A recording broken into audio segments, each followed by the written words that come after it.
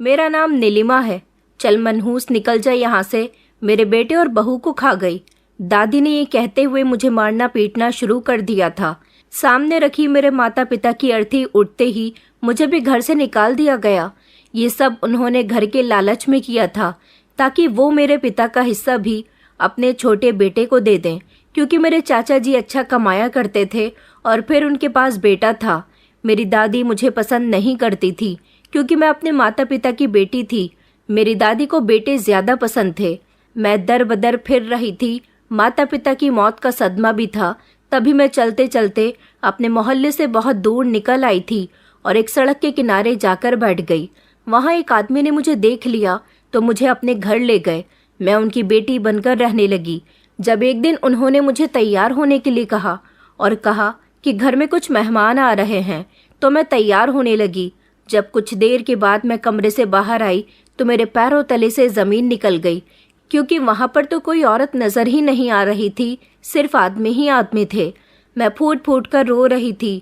मेरे माता पिता की लाश मेरी आंखों के सामने रखी हुई थी। उनका बेजान चेहरा मुझसे जैसे नजरें चुरा रहा था। मैं चिल्ला चिल्ला कर उन्हें झंझोड़ रही थी। मम्मी पापा, आपको पता है ना कि आपकी बेटी आपके बिना नहीं रहती। आप अपनी बेटी को छोड़कर कैसे जा सकते हो। मेरा शरीर कांप रहा था और जबान भी लड़खड़ा रही थी। आंखों से आंसू बह रहे थे। दादी आगे बढ़ी। उनके चेहरे पर गुस्सा और नफरत थी जो मेरे शरीर को अंदर से छलनी कर रही थी। वो मेरे करीब आईं। लोगों की भीड़ लगी हुई थी और मेरी हालत ऐसी थी जैसे मेरे लिए सांस लेना भी दुश्वार हो चुका हो। अचानक उन्होंने सबके सामने चिल्ला चिल्ला कर यही कहना शुरू कर दिया कि ये मनहूस है, अपने माता पिता को खा गई। मेरी दादी मेरे जन्म से ही मुझे मनहूस कहा करती थी। कहती थी कि लड़कियां किसी काम की नहीं होती।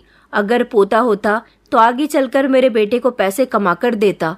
इसकी शादी होगी तो हमें इसका भी दान दहेज का बंदोबस्त खुद ही करना पड़ेगा। जब से इसने जन्म लिया है तब से ही मेरे बेटे का कारोबार ठीक नहीं चल रहा था। उसे बीमारियों ने घेर लिया था। पहले मेरा बेटा बीमार पड़ गया, फिर मेरी बहू की तबीयत बिगड़नी शुरू हो गई और अब दोनों ही मर गए हैं। ये लड़की मनहूस है। वहां पर खड़ी भीड़ शॉक्ड रह गई थी। सबके चेहरे हैरान थे। कुछ लोग तो तमाशा बनकर सब कुछ देख रहे थे, जबकि कुछ लोगों के दिल में मेरे लिए तरस भी आ रहा था, मगर कोई भी मेरी मदद करने के लिए आगे नहीं बढ़ा। मैंने अपनी दादी की आंखों में आंखें डालकर देखा। मेरी आंखों में रिक्वेस्ट थी, मगर उनकी आंखों में सिर्फ मुझे नफरत दिखाई दे रही थी। उन्होंने मेरे हाथ पकड़े और जोर से मुझे एक झटके से जमीन पर गिरा दिया। दरवाजे की तरफ इशारा करते हुए कहने लगी कि निकल जाए यहाँ से। जब मैंने उनकी बात नहीं सुनी तो उन्होंने मुझे घसीटना शुरू कर दिया।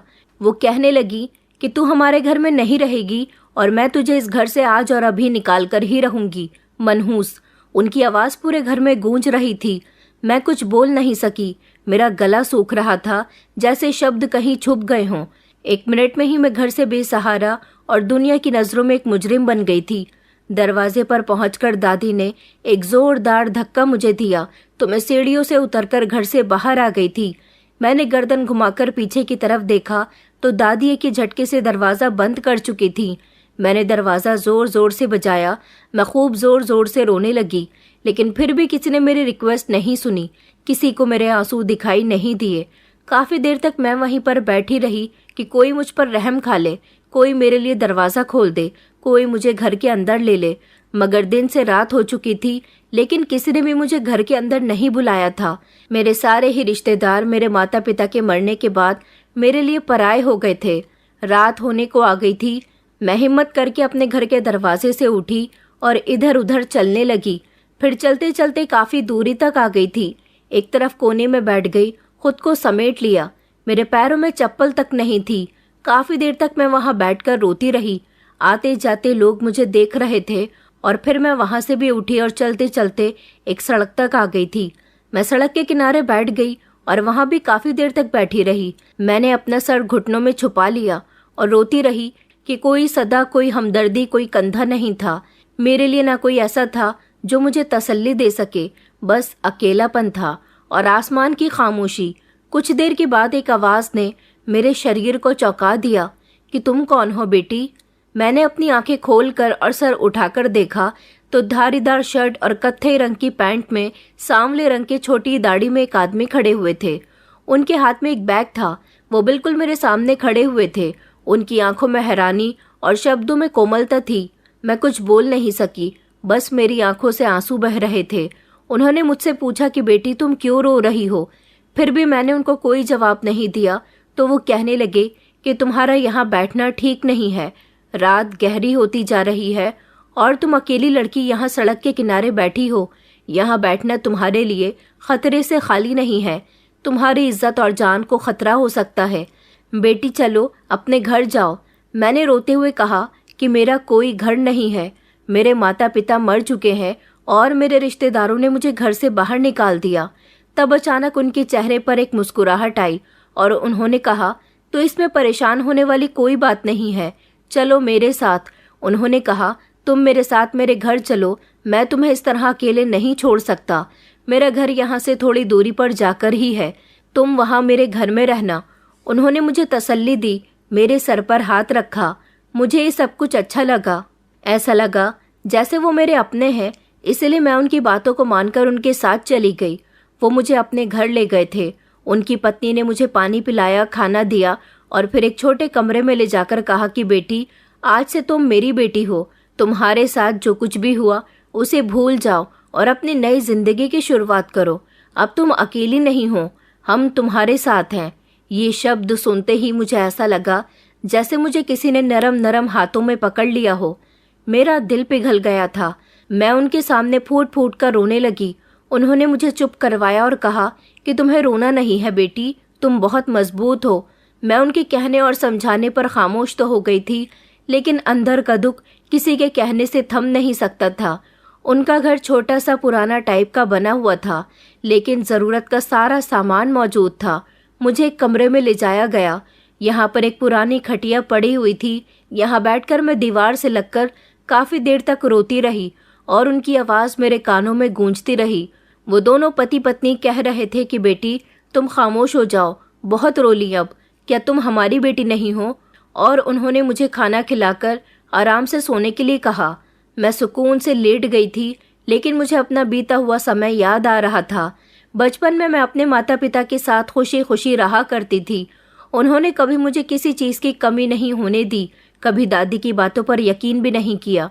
मुझे इस कमरे में एक रोशनी की झलक दिखाई दे रही थी। एक छोटा सा साया था जो एक उम्मीद की किरण थी।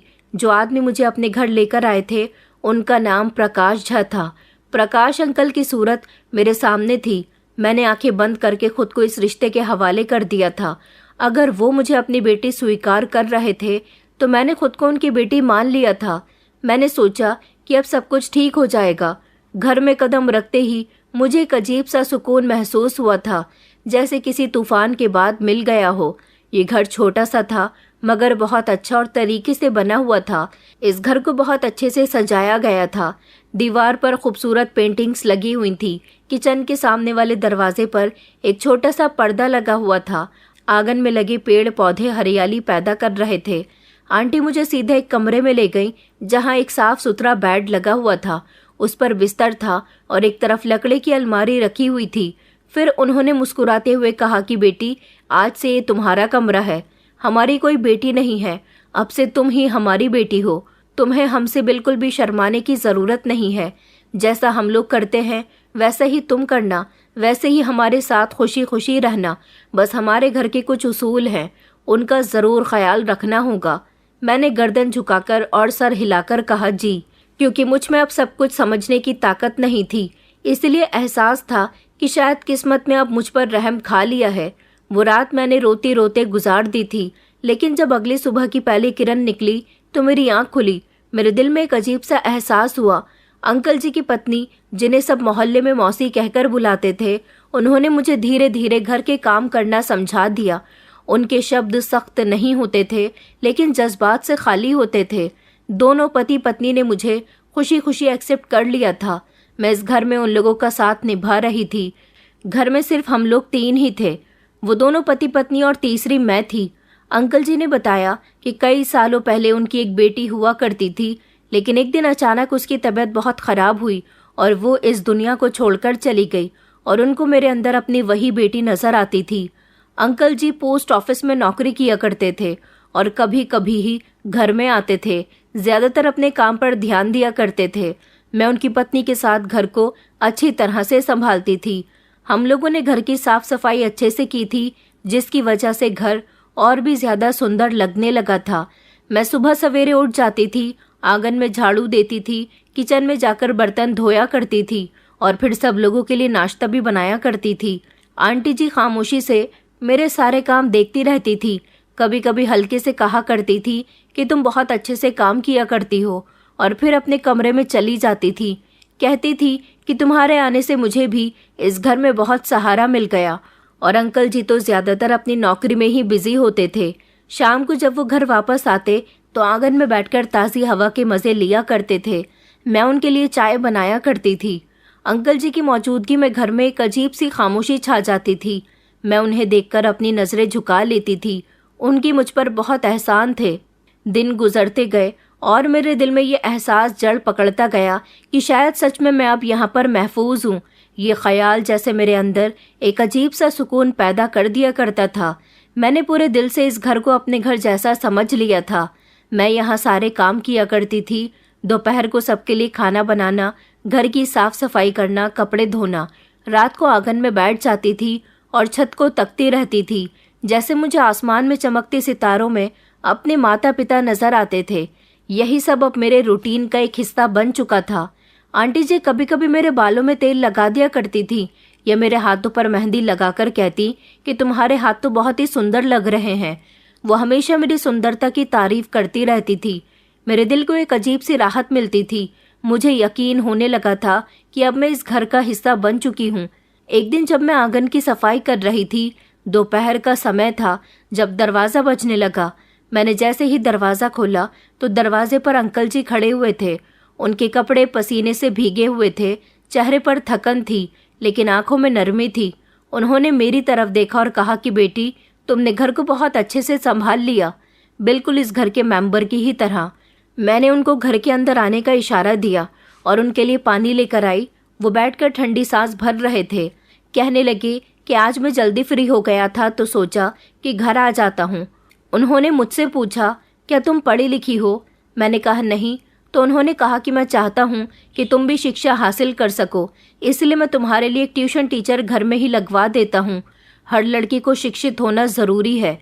मैंने धीमी आवाज़ में कहा कि जी, मैं शिक्षा हासिल करने के लिए तैयार हूँ। इन छोटे छोटे लम्हों पर मुझे अपनी खुशहाल जिंदगी का एहसास हो जाता था। मेरे अंदर की जख्मी आत्मा को जैसे सुकून मिल जाता था। वो दर्द जो मुझे मेरे माता पिता की मौत के बाद मेरी दादी और मेरे रिश्तेदारों से मिला था, अब सब कुछ धुंधला होने लगा था। धीरे धीरे मैं सब कुछ भूलती जा रही थी। मैं हमेशा रात को सोने से पहले प्रार्थना किया करती थी और ऊपर वाले का शुक्र अदा किया करती थी कि आपने मुझे इस घर में भेजकर मुझ पर बहुत बड़ा एहसान किया। अगर मैं यहाँ नहीं आती तो ना जाने मेरे साथ क्या होता, मैं कहाँ जाती। ये खून के रिश्ते तो नहीं थे, लेकिन उनके दिलों में मेरे लिए बहुत जगह थी। एक दिन आंटी जी मेरे पास आईं और वो मेरे बालों में हाथ फेरते हुए कहने लगीं कि बेटा, तुम्हारे अंकल जी तुमसे बहुत खुश रहते हैं, तुमसे बहुत मोहब्बत करते हैं, तुम सच में इस घर की इज्जत बन गई हो। मैंने उनके हाथ पकड़कर कहा कि आंटी जी, मुझे ये सब कुछ महसूस होता है कि अब मैं अकेली नहीं हूँ। फिर वो काफ़ी देर तक मेरे साथ बातचीत करने के बाद वापस अपने कमरे में चली गई थी। मेरे लिए ये समय ऐसा था जैसे रात के अंधेरे में किसी को उजाला मिल जाता है। एक उम्मीद, एक छोटा सा भरोसा मेरे दिल में जन्म लेने लगा था, मगर मुझे नहीं पता था कि ये सुकून सिर्फ कुछ दिनों का है और जो मैं समझ रही थी कि मेरे लिए ये एक नई जिंदगी है, दरअसल ये सब मेरे लिए परीक्षा का दरवाज़ा था। एक नया जाल जो इतना मजबूत था कि मुझे उसकी मजबूती का एहसास भी नहीं हो सका जब तक वो मुझे पूरी तरह से जकड़ नहीं ले। दिन धीरे धीरे गुजरते जा रहे थे। मेरा दिल भी उस घर को अपना मान चुका था। दोनों पति पत्नी मेरे साथ बिल्कुल पहले जैसे ही थे, लेकिन एक वक्त के बाद उनके अंदर एक अजीब सा बदलाव आ गया जो ना जाने कब से मेरी नज़रों से छुपा हुआ था, लेकिन फिर दिल के अंदर चुभने लगा था। उनकी नज़र जो पहले मुझे मोहब्बत से देखा करती थी, अब कुछ ज़्यादा ही मुझ पर ठहरने लगी थी। वो अब मुझसे नज़रें चुराकर बात करने लगे थे। कभी अंकल जी मेरे करीब से होते हुए गुजरते और बेवजह ही रुक जाते थे, तो कभी मुझे आवाज़ देकर बुलाते और जब मैं उनके पास जाती तो मुझे देर तक देखा करते। आंटी जी ये सब कुछ देखा करती थी, लेकिन वो कुछ नहीं कहती थी। ऐसा लगता था जैसे वो बदलाव को महसूस करने की कोशिश नहीं कर रही हैं। एक दिन अंकल जी ने पोस्ट ऑफिस जाने से पहले मुझे आवाज लगाई। मैं झाड़ू लगा रही थी। जल्दी से झाड़ू जमीन पर रखकर उनके पास आई। उन्होंने मुझे ध्यान से देखा और कहने लगे कि बेटी, कल घर में कुछ मेहमान आ रहे हैं, तुम थोड़ा अच्छे से तैयार हो जाना। मैंने तुम्हारी आंटी जी से कह दिया है कि वो तुम्हारे लिए अच्छे से कपड़े खरीद लें। मैंने हैरानी से उनकी तरफ देखा। आज तक तो इस घर में कोई मेहमान नहीं आया था, फिर भी मैंने धीरे से सर हिला दिया, लेकिन दिल में एक हल्की सी बेचैनी होने लगी। फिर सोचा कि शायद उनके कोई ज़रूरी और करीबी रिश्तेदार हों, बहुत समय के बाद यहाँ आ रहे हों। आंटी जी बाजार से शाम को मेरे लिए कपड़े लेकर आईं, हल्के नीले रंग के कपड़े। उन्होंने वो कपड़े मुझे दिए और कहने लगी कि कल अच्छे से तैयार हो जाना, मेहमानों के सामने तुम्हारा अच्छा इंप्रेशन होना चाहिए। उनके शब्दों से मुझे ऐसा लग रहा था जैसे वो ये कपड़े देते हुए मुझे बिल्कुल भी खुश नहीं थी। अगली सुबह मैं जल्दी उठ गई थी, बाथरूम में जाकर नहाई और वो नए कपड़े पहने जो आंटी ने मुझे दिए थे। शीशे के सामने खड़े होकर मैं खुद को देख रही थी तो दिल एक अनजानी सी वहशत का शिकार हो रहा था। मैंने उन कपड़ों में खुद को भी थोड़ा अजीब पाया था। जब मैं कमरे से बाहर निकली तो आंटी मुझे देखकर ठिठक गई और फिर जल्दी से नजरें चुराकर कहने लगी कि चलो, मेहमान आते ही होंगे। अंकल जी ने मुझे कमरे में बैठने के लिए कहा। मैं आंगन से होते हुए कमरे के दरवाजे तक आई ही थी कि अचानक दरवाज़ा बजने लगा। आंटी जी ने दरवाज़ा खोला और मेरे कदम वहीं पर जमकर रह गए थे। 2 आदमी घर के अंदर दाखिल हुए। सबके चेहरे अजनबी थे। उनके चेहरे पर मुस्कुराहट थी, लेकिन आंखों में अजीब सी हवस महसूस हो रही थी। एक लम्हे के लिए मेरा दिल जोर जोर से धड़कने लगा। उनके कपड़े भी काफ़ी कीमती थे और उनके अंदाज जैसे वो किसी तमाशे के लिए आए हों। मैं फौरन पीछे हट गई थी। आंटी जी की तरफ देखा, मगर वो नज़र झुकाकर खामोश खड़ी हुई थी। इन दोनों आदमियों में से एक ने मुझे ऊपर से लेकर नीचे तक देखा, फिर अंकल जी की तरफ इशारा किया जो अब सामने आकर खड़े हो चुके थे। एक आदमी कहने लगा, अरे प्रकाश साहब, आपने तो बड़ी अच्छी और कमाल की चीज़ अपने घर में रखी हुई है। जिस पर अंकल जी मुस्कुराते रहे, जैसे उन्हें ये बात बुरी ना लग रही हो। मेरी हालत ख़राब हो चुकी थी क्योंकि उन आदमियों के कहे हुए शब्द मुझे बिल्कुल भी अच्छे नहीं लग रहे थे। न जाने क्यों कुछ गड़बड़ सी महसूस हो रही थी। मैं पीछे हटकर अंदर जाने लगी तो अंकल जी ने मुझे आवाज़ दी और कहने लगे कि बेटी, अब आओ, ये दोनों तुमसे मिलना चाहते हैं। ये हमारे बहुत ही ख़ास मेहमान हैं। मेरे कदम ज़मीन में फंस गए, धड़कन तेज़ होने लगी और दिल धड़कने लगा। उन दोनों आदमियों की नज़र मेरे शरीर पर जम चुकी थी और अंकल जी का बर्ताव भी कुछ ऐसा ही था जैसे मैं उनके लिए कोई चीज़ हूँ जिसे उनको आज पेश करना है। मैं एक सेकंड के लिए सब कुछ भूल गई थी। मेरे माता पिता, मेरा यूं सड़कों पर भटकते रहना, आंटी जी की मीठी मीठी बातें और अंकल जी का ये बर्ताव, सब कुछ। ये पहला दिन था जब मुझे शक हुआ था कि शायद ये घर मेरे लिए वो सहारा नहीं जिसे मैं अपनी इज्जत छुपाने का ठिकाना समझ रही थी। ये कपड़े इन लोगों की दी हुई मोहब्बत नहीं थी, बल्कि एक नए तूफान की पहली झलक थी। जब इन दोनों आदमियों के आने के बाद मैं कमरे में वापस आई तो दिल की धड़कन काबू में नहीं आ रही थी। मैं फूट फूट कर रो रही थी और अपने आप को समझाने की कोशिश कर रही थी, जैसा मैं सोच रही हूँ ऐसा कुछ भी नहीं होगा। आंखें बंद की तो दरवाजे पर खड़े हुए उन दोनों आदमियों के चेहरे दिमाग में घूम रहे थे। कुछ समय के बाद अंकल जी ने दरवाज़ा खटखटाया। उनकी आवाज़ पहले की तरह ही नरम थी, जिसमें अब मुझे जहर महसूस हो रहा था। उन्होंने कहा कि बेटी, बाहर आओ, हमारे मेहमान तुम्हारा इंतज़ार कर रहे हैं। मैंने तुम्हारा रिश्ता तय कर दिया है, आज तुम्हारी शादी है। ये सुनते ही मेरे पैरों तले से ज़मीन निकल गई। मेरी शादी? मैंने खुद से कहा। मेरे कदम रुक गए थे। मैंने दरवाजे के करीब जाकर धीरे से कहा कि अंकल जी, मेरी शादी किससे, कब और क्यों? उन्होंने कहा कि मैंने तुम्हारा बहुत अच्छी जगह रिश्ता लगा दिया था। तुम काफ़ी समय से हमारे घर में रह रही हो, इसलिए अब तुम हमारी जिम्मेदारी हुई। तुम्हारी शादी आज ही होगी। तुम्हारी किस्मत बदलने वाली है। शादी के बाद तुम राज करोगी। मैंने दरवाज़ा नहीं खोला और मैं पीछे हटकर एक ही झटके से बिस्तर पर बैठ गई। मेरी आंखों में आंसू आ गए थे और दिमाग में डर दौड़ रहा था। अचानक दरवाज़ा खुल गया था। आंटी जी कमरे के अंदर आईं। उनके हाथ में एक दुपट्टा था। उन्होंने कहा कि चलो, पंडित जी बाहर तुम्हारा इंतज़ार कर रहे हैं।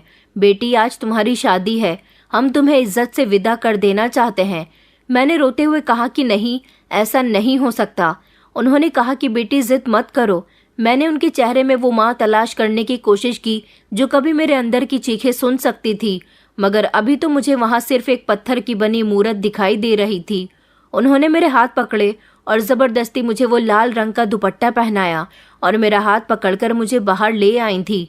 मैं खामोश थी, जैसे मेरे अंदर की सारी आवाज़ें मर चुकी हों। जैसे ही मैंने बाहर जाकर देखा तो पंडित जी को भी बुला लिया गया था और एक बड़ी उम्र का आदमी बैठा हुआ था जो पंडित जी के बिल्कुल बराबर में बैठा था। पंडित जी ने अग्नि भी जला ली थी। इस मर्द की आंखों में मुझे लालच नजर आ रहा था। मैंने उसकी तरफ एक नज़र भी नहीं देखा। फिर मुझे उसके बराबर में बैठा दिया गया। मुझे कुछ भी अच्छा नहीं लग रहा था। मैं यहाँ से भाग जाना चाहती थी, लेकिन सब लोग मेरे आसपास खड़े हुए थे। पंडित जी ने मंत्र पढ़ने शुरू कर दिए। मैं इस शादी से इनकार करना चाहती थी, लेकिन मेरी आवाज़ भी नहीं निकल सकी। गले में जैसे कहीं दबकर रह गई थी। अंकल जी ने मेरी खामोशी को रजामंदी जान लिया और इस तरह मेरी शादी इस बड़ी उम्र के आदमी के साथ कर दी गई। जब मुझे वो आदमी मंगलसूत्र पहना रहा था और मैं उसका हाथ झटक रही थी, तब आंटी जी ने ज़बरदस्ती मेरा हाथ पकड़ लिया और मेरे हाथों को रोक लिया। तब उस आदमी ने मुझे मंगलसूत्र पहना दिया और फिर उसके बाद मुझे इस आदमी के साथ गाड़ी में बैठा दिया गया। अंकल जी के चेहरे पर ऐसी मुस्कुराहट थी जैसे उन्होंने कोई बहुत बड़ी जंग जीत ली हो।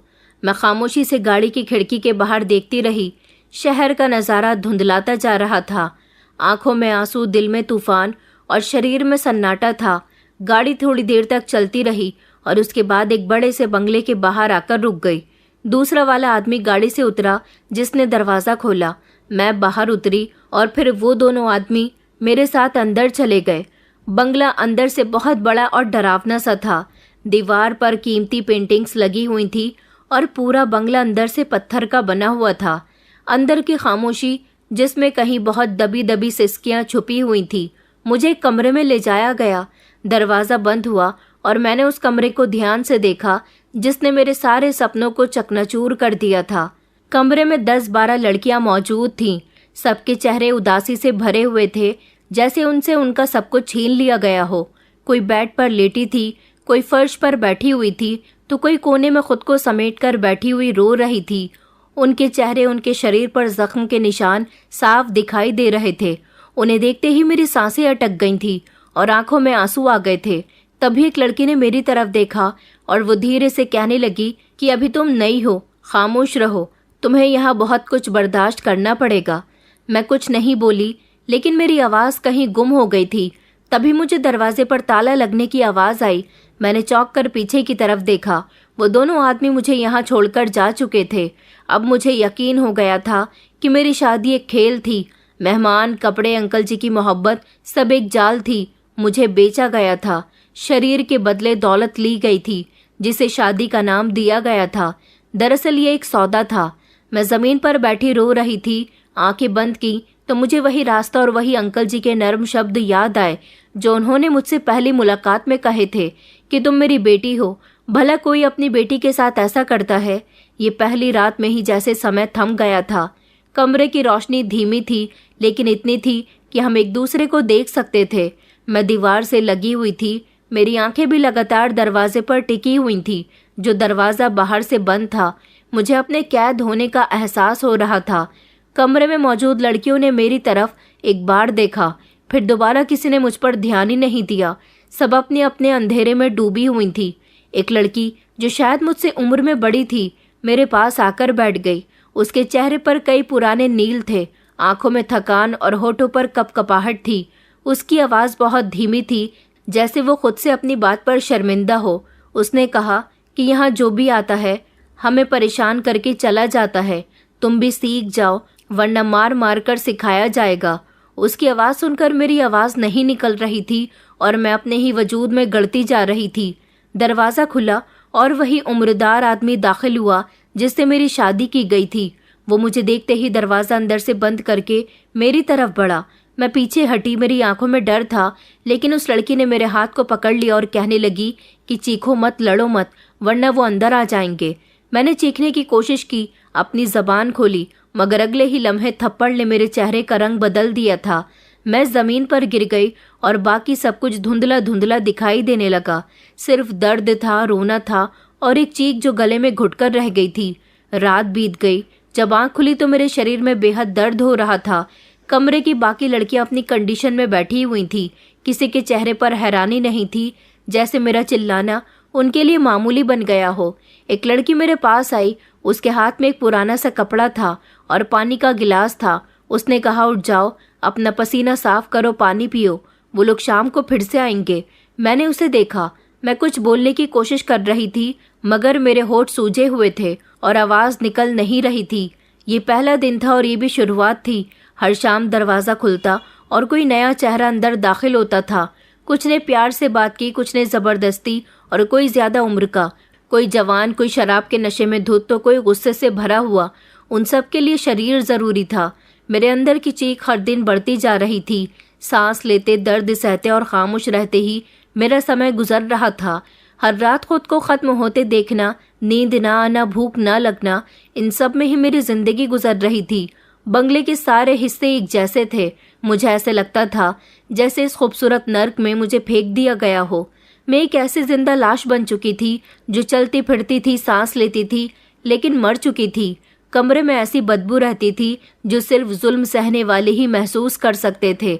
कुछ लड़कियां कभी कभी हंसने की कोशिश करती, जैसे खुद को यकीन दिलाने की कोशिश कर रही हूं कि अभी भी जिंदगी बाकी है, मगर उनकी हंसी में दर्द झलकता था।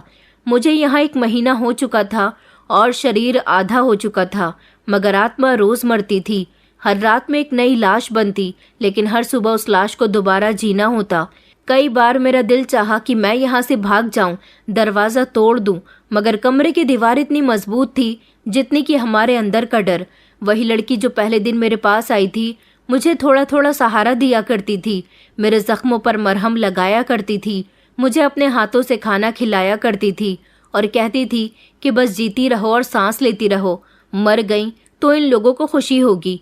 लेकिन मैं खुद से सवाल करती थी कि क्या मैं जिंदा हूँ? क्या इसे जीना कहते हैं? मैं वो कैदी थी जो कैद में रहने के लिए खुद को तोड़ चुकी हो। इस बंगले में दिन ब दिन अंधेरा बढ़ता जा रहा था, जैसे मैं मिट्टी में मिलती जा रही थी। मेरी पहचान, मेरी आत्मा, सब कुछ धुंधलाता जा रहा था। सुबह को जब लड़कियां अपने अपने बिस्तर पर थीं, एक लड़की तो पिछले 2 हफ्तों से खामोश रहती थी, अचानक खिड़की की तरफ बढ़ी और बिना कुछ कहे उसने नीचे छलांग लगा दी। सब कुछ जैसे एक लम्हे में हो गया। चीख की गूंज वहां के पूरे माहौल को हिलाकर रख गई थी, लेकिन शायद पहली बार किसी ने सच में चीख मारी थी। वो भाग तो नहीं सकती थी, लेकिन अभी उसको इस मुसीबत में भी कैद नहीं कर सकती थी। उसने आत्महत्या कर ली थी।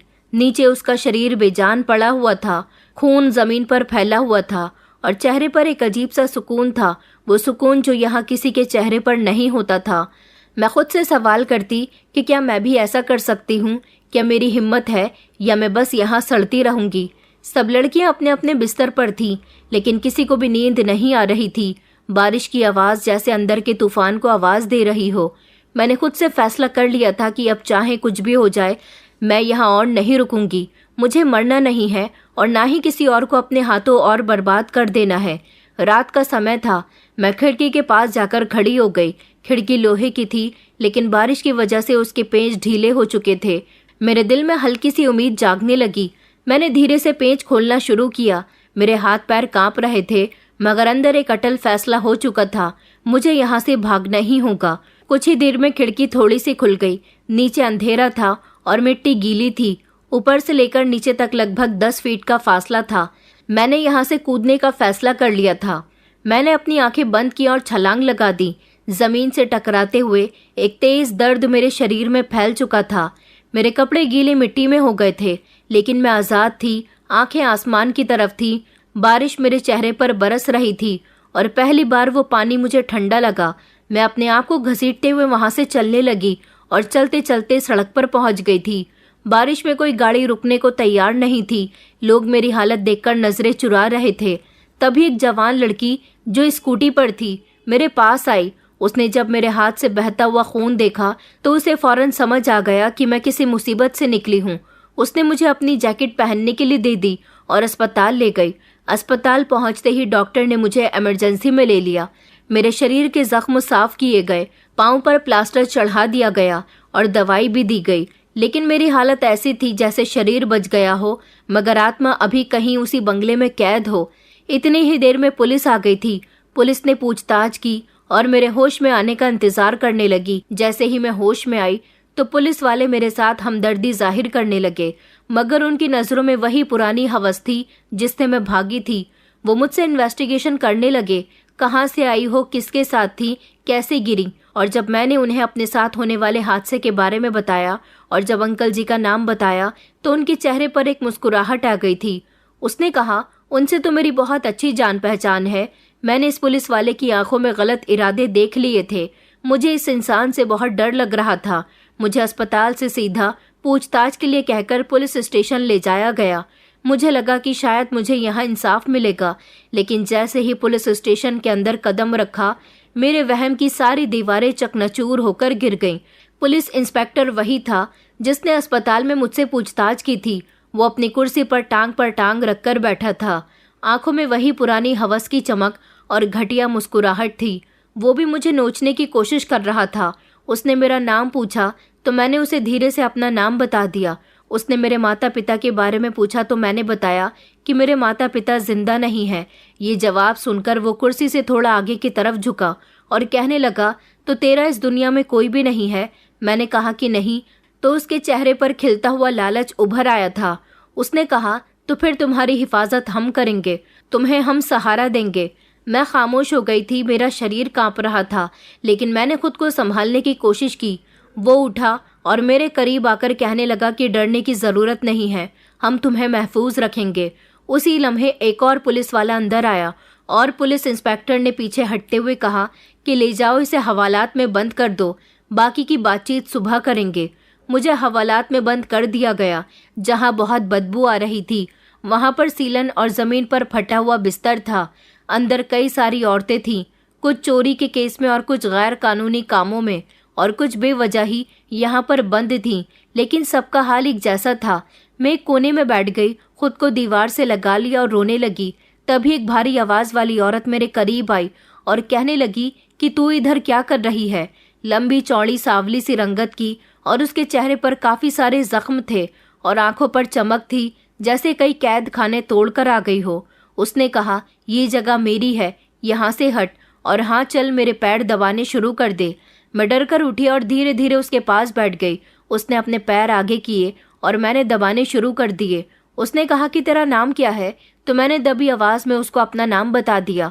उन्होंने पूछा, तो फिर तूने क्या किया है, क्यों तुझे यहाँ पर बंद किया गया है? मैंने बताया कि मैंने कुछ नहीं किया, मुझे बेच दिया गया था। मैं उसके पैर दबाते दबाते अपने आंसुओं पर कंट्रोल कर रही थी। तभी उसने कहा कि क्या तू वही है जो प्रकाश झा के खिलाफ भागकर यहाँ आई है? मैं एकदम चौंक गई। मैंने सर हिलाया। उसने धीरे से मेरे सर पर हाथ रखा और फिर कहने लगी कि तू दिखने में कमज़ोर है, लेकिन असल में तो तू बड़ी ताकतवर है। मैंने उनकी तरफ देखा। उनकी आंखों में मेरे लिए नरमी थी। यहाँ मुझे ऐसा लगा जैसे किसी ने मेरी परेशानी को अपनी परेशानी समझा। उन्होंने कहा कि सुबह होने से पहले मैं तुझे यहाँ से निकाल दूंगी, ये मेरा तुझसे वादा है। वो शब्द मेरे कानों में पड़े तो मुझे लगा जैसे सालों के बाद किसी ने मेरे लिए प्रार्थना की हो।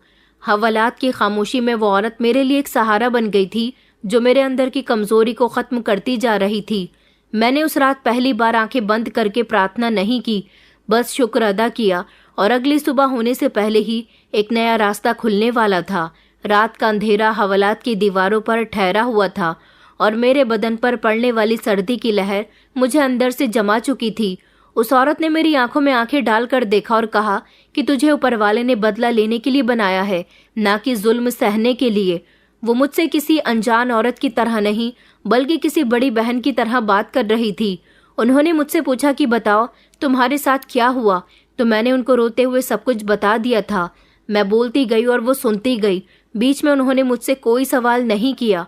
उन्होंने कहा कि सुबह होने से पहले तू यहाँ से निकल जाएगी, क्योंकि जो तेरे साथ हो चुका है वो अब तेरे साथ दोबारा नहीं होना चाहिए।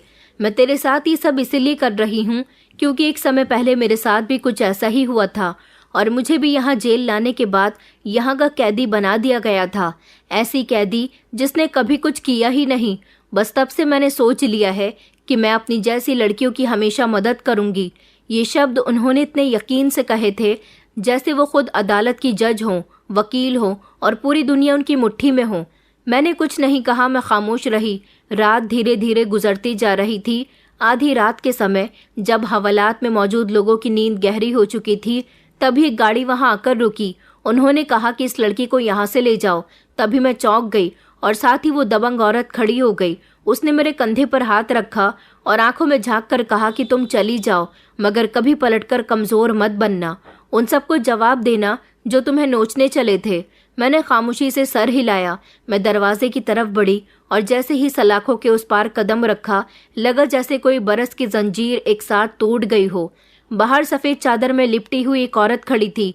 उम्र लगभग 50 साल के करीब होगी।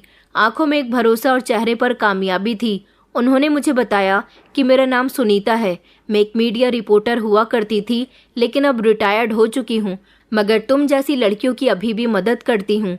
ये औरत विमला, उसने मुझे तुम्हारे बारे में खबर दी। दरअसल कई सालों पहले मैं विमला का इंटरव्यू लेने के लिए आई थी। तभी मुझे पता चला कि यहाँ बहुत सारी ऐसी लड़कियों को लाया जाता है जो बेकसूर होती हैं। विमला को मैंने अपना कॉन्टैक्ट नंबर दे दिया था।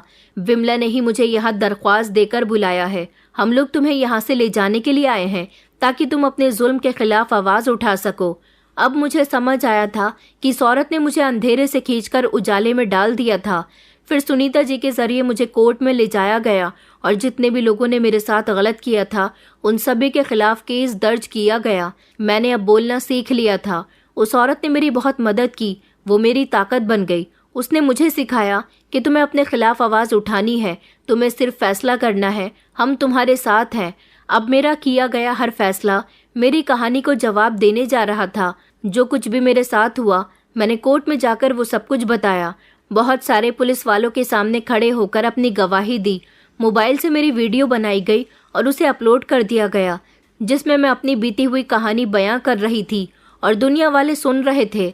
मैंने उन सारे चेहरों को बेनकाब कर दिया था जो काफी समय से मुझे तंग कर रहे थे। प्रकाश अंकल, पुलिस इंस्पेक्टर और वो लोग जो मुझे अपने साथ कैद करके ले गए थे। सुनीता जी ने मेरी बहुत मदद की। सुनीता जी एक पुरानी और मशहूर रिपोर्टर रह चुकी थी, जिनको बहुत सारे लोग जानते थे और मीडिया उनकी दीवानी थी। आज जब उन्होंने मुझ जैसी लड़की की मदद की तो पूरा सिस्टम हिल चुका था। इस दुनिया ने मुझे बहुत कमजोर समझ लिया था। मेरी लड़ाई हर उस इंसान के साथ थी जो मुझे सहारा देकर मुझे बेवकूफ़ बनाना चाहता था। सुनीता जी मेरे साथ थीं। जब मैं अदालत में दाखिल हुई तो मेरे दिल की धड़कनें तेज हो गई थी। जज अपनी कुर्सी पर थे। माहौल सीरियस था। मेरे मुजरिमों को पेश किया गया था। प्रकाश अंकल की आंखों में डर और शर्मिंदगी साफ झलक रही थी। वो नजरें झुकाकर खड़े हो चुके थे और मैं सुनीता जी की वजह से सर बुलंद करके खड़ी हुई थी। उन्होंने कहा था कि तुम डरना मत, मैं तुम्हारे साथ हूँ। जो भी तुम्हारे साथ हुआ यहाँ सब कुछ बता दो। मेरी मेडिकल रिपोर्ट हो चुकी थी जिसमें ये बात साबित हुई थी कि जब मुझे अपने साथ कैद करके लाया गया था तो वहाँ मेरे साथ बहुत गलत हुआ था। कई लोग मेरे साथ गलत काम कर चुके थे। मैंने कोर्ट में बुलंद आवाज में कहा, मैं वो लड़की हूँ जिसे मनहूस कहा गया, मगर आज अपनी सच्चाई के साथ खड़ी हुई हूँ। ये वही आदमी है जिसने पिता बनकर मेरे शरीर का सौदा किया। मेरी आवाज पूरी कोर्ट में गूंज रही थी। प्रकाश अंकल का चेहरा सफेद हो गया था। मेरी गवाही और वो 3 लड़कियां भी वहां पर पेश की गई थी जो वहां पर मेरे साथ बंद थीं, क्योंकि जब मैंने पुलिस में कंप्लेंट दर्ज करवाई थी तब ईमानदार पुलिस ऑफिसर्स ने मेरा साथ दिया था और पुलिस की पूरी टीम ने मेरे बताए हुए एड्रेस पर छापा मारा, जहां से उन्होंने कई लड़कियों को और उस पूरी टीम को बरामद किया था जो ये धंधा करवा रहे थे। उन तीनों लड़कियों ने भी अपनी अपनी गवाही दी और सारे मुजरिम बेनकाब हो गए थे। यहाँ तक कि पुलिस इंस्पेक्टर को भी उसकी नौकरी से बर्खास्त कर दिया गया था। मेरे आरोपियों को सजा दे दी गई थी। मैंने सुनीता जी का बहुत बहुत शुक्रिया अदा किया और मेरी सबसे ज्यादा मददगार तो वही औरत थी, वही जेल वाली औरत विमला आंटी, जिन्होंने मेरी तकलीफ को समझकर अपनी जान पहचान का फायदा उठाकर मुझे इस जेल से बाहर निकलवा दिया। हालांकि मेरा कोई कसूर नहीं था। मुझे जेल में रखने का कोई मतलब नहीं बनता था। अगर मैं वहां अगले दिन तक रुकती तो पुलिस इंस्पेक्टर मुझ पर बहुत सारे इल्जाम लगा देता और उसे मौका मिल जाता मुझे जेल में रखने का। लेकिन विमला आंटी ने वक्त पर ही मुझे बचा लिया और सुनीता आंटी के हाथों सौंप दिया। मेरे सारे आरोपियों को जेल की सलाखों के पीछे भेज दिया गया था। उसके बाद भी मेरा कोई सहारा नहीं था, लेकिन फिर मुझे सुनीता आंटी ने सहारा दिया। वो एक अच्छी और ईमानदार मीडिया कर्मी होने के साथ साथ एक सोशल वर्कर भी थी। उन्होंने मुझे सहारा दिया, मुझे पढ़ाया लिखाया, मुझे अपने जैसा आवाज़ बुलंद करने वाला बनाया और अपने घर में जगह दी। 10 साल गुजर चुके थे, मैं भी एक कामयाब मीडिया कर्मी बन गई और फिर कई सालों बाद मैंने कुदरत का एक इंसाफ और देखा। मेरे चाचा चाची, जिन्होंने कभी दादी के साथ साथ मुझे अच्छा नहीं समझा, उनकी फाइनेंशियल कंडीशन इतनी ख़राब हो गई कि वो लोग भीख मांगने पर उतर आए, जबकि दादी अब इस दुनिया में नहीं रही थी। मेरा बदला पूरा हो चुका था। मैं आज एक कामयाब मीडिया रिपोर्टर हूँ। मैं जीत गई हूँ, खुद से नहीं बल्कि इस पूरी दुनिया से। लोग मुझे कमज़ोर समझते थे, आज मैं एक मीडिया कर्मी बनकर सुनीता आंटी की तरह ऐसे ही दूसरी बेसहारा लड़कियों की मदद करती हूँ, जैसे एक दिन उन्होंने मेरी की थी। दोस्तों, उम्मीद करती हूँ आपको हमारी कहानी पसंद आई होगी। कहानी पसंद आई है तो वीडियो को लाइक करें, चैनल पर नए हैं तो चैनल को सब्सक्राइब करें और हाँ, नोटिफिकेशन बेल को ज़रूर दबाएं ताकि अगली अपडेट सबसे पहले आपको मिले।